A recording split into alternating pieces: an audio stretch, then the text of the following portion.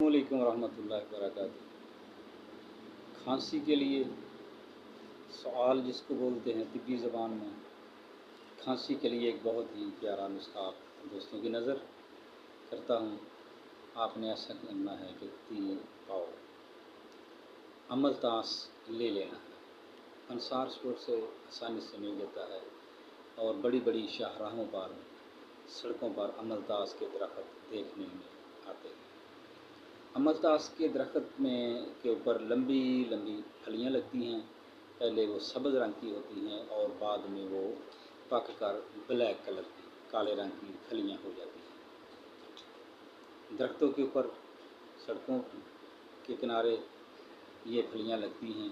पहले छोटी छोटी होती हैं सब्ज़ रंग की, फिर पक कर काले रंग की। जब काले रंग की फलियाँ हो जाती हैं तो वो अंसार स्टोर से आम भी मिल जाती हैं।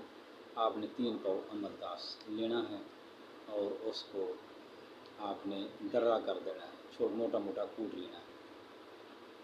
और आपने 2 अदद रेठा के छिलके के छोटे छोटे टुकड़े करके उसके साथ मिला देने हैं और 2 किलो पानी डालकर उसको आग पर रखें। हल्की आग पर आप रखेंगे तो जब पानी उबलते उबलते आधा पानी रह जाएगा, ये किलो के करीब भी से कम रह जाए पानी, उसको आप उतार कर ठंडा करके भून लें। जब आपने भून लिया तो मवाद जो है वो फेंक दें। पानी दोबारा फिर फ़िल्टर किया हुआ आप किसी बर्तन में डालकर फिर आग पर रखेंगे और 2 किलो चीनी शामिल करेंगे।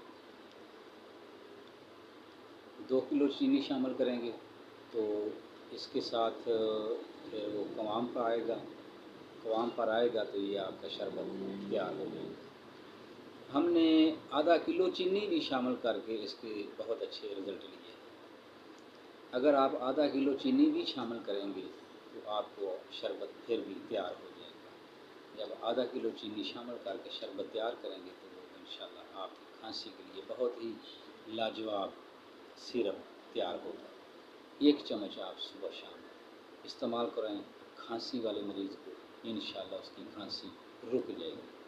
हकीम Abdul Jabbar Nasir, Sheikhupura, general secretary unification तिब्बी फाउंडेशन सूबा पंजाब और जनरल सेक्रेटरी पाकिस्तान तिब्बी कॉन्फ्रेंस ज़िला शेखपुरा।